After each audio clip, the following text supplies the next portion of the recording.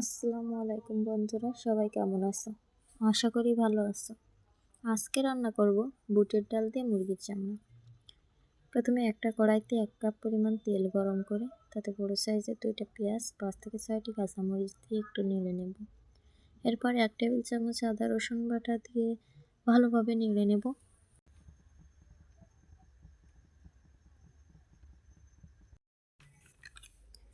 এবার এতে একে একে মশলাগুলো অ্যাড করব। প্রথমে 1 চা চামচ জিরা গুঁড়ো, 1 চা চামচ ধনিয়া গুঁড়ো, হাফ চা চামচ গরম মশলা গুঁড়ো, 2 চা চামচ শুকনো মরিচের গুঁড়া, 1 চা চামচ হলুদের গুঁড়া, স্বাদ মতো লবণ দিয়ে মশলাটা ভালোভাবে কষিয়ে নেব। মশলার ভিতরে সামান্য পানি দেব, এতে মশলাটা ভালোভাবে কষানো হয়ে যাবে।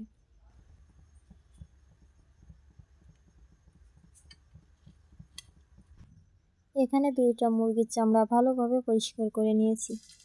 এটা এবার মশলার সাথে দিয়ে ভালো করে কষিয়ে নেব। আমি এটা ঢাকনা দিয়ে ঢেকে রাখবো। এতে করে কোনো পানি থাকলে ছেড়ে দেবে। যদিও তেমন পানি বের হয় না, তবু আমি একটু ঢেকে দিলাম।